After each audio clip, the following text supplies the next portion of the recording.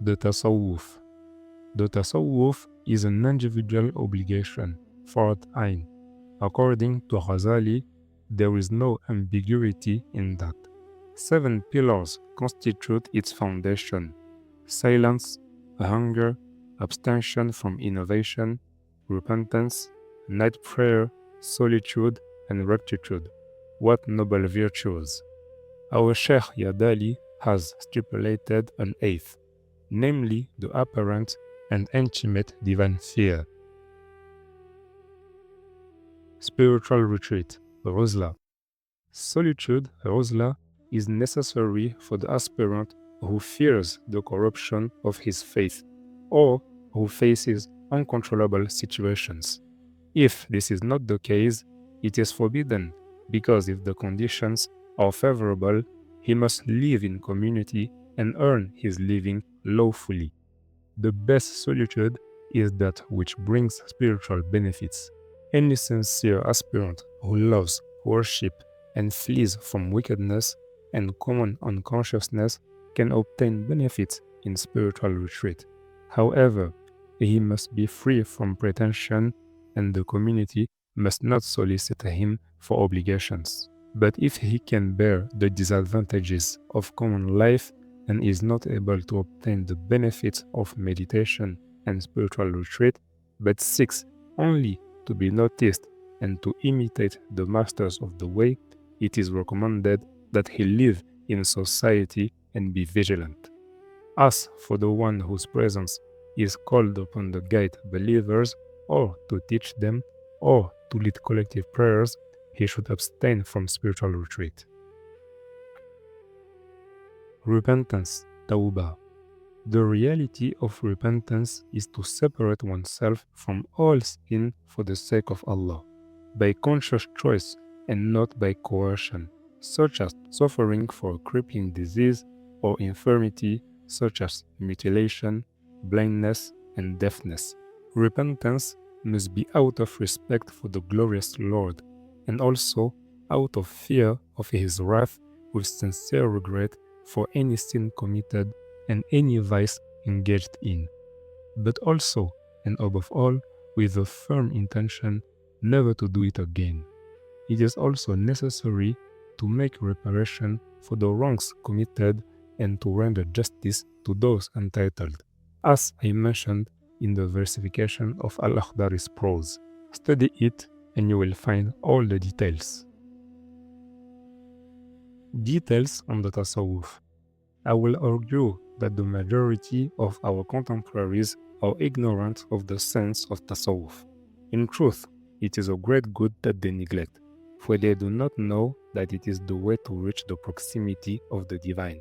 What a loss for this generation! They do not know that it is the best provision for the day of judgment when the punishment is imminent. They do not know that it is the best knowledge that the spiritual warrior must treasure all his life. They also do not know that it is the way of righteousness, istiqamah, that protects from blame tomorrow. Some refuse to accept these realities out of hatred and jealousy because their hearts are corrupt. There are those who claim that Tasawuf is an innovation that distorts religion. They claim that it is only a reason to live in idleness and immorality. Some think it is an obvious fanaticism and they unconsciously assert this claim. Others refuse to understand it at all, as if they were deaf, and thus confine themselves to denial. Still others fiercely criticize Tasawuf and even write books to support their thesis and argue their case.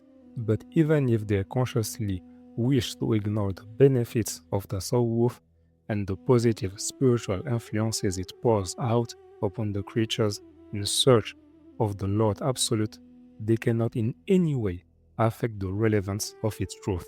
A blind man who cannot observe the sun in the sky cannot deny the truth of his existence. The effects of conjunctivities on the myopic certainly prevents him from seeing the brightness of a full moon, but it also disqualifies him from speaking about it. The viability of a piece of land cannot be compromised by the presence or absence often not on the spot. Unhealthy words can never affect the purity of an immaculate way. Neither the jealousy of literal scholars nor the ignorance of incompetents can ever diminish the prestige of the wise men of the way. Still, it is astonishing to see some people denigrating knowledge that is the best acquired knowledge for any believer seeking true understanding of religion. How can an intelligent man criticize precepts whose beginning is the renunciation of vanities and whose end is assured paradise? How can certified knowledge be decried when the spiritual elite of the community has attested to it? The virtues of the prophets, the awliya, and the benefactors Solehin are the object of the Tasawuf. Those who denigrate this knowledge and do not repent may die in a miserable state, according to the rigor of the Divine Majesty. They may end up laden with deadly sins or dispossessed of all true knowledge, Irfan.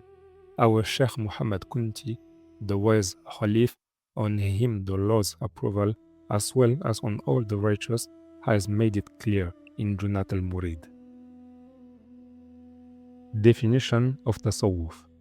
The etymology of the word Tasawuf is uncertain and opinions differ. It is said to be Sufa, bench, and Saf, rank, Suf, wool, and even Safwu, purity. However, all these concordances are valid, as are other explanations. Each statement is based on acceptable arguments. Opinions on the subject exceed 1,000 hypotheses, and their enumeration does not advance us at all. However, the true Sufi is certainly a scientist who practices his science sincerely and consistently until he becomes pure and free of all imperfections, concentrated on his Lord, the heart always in meditation, making no distinction between stones or silver coins. The Sufi must be like the earth on which all the rubbish is thrown, and which produces only good things. It is trodden on by all kinds of human, good or wretched, pious or sinful. It bears them all and provides for their needs. He must also be like the rain clouds that sprinkle the greenery and shade indiscriminately.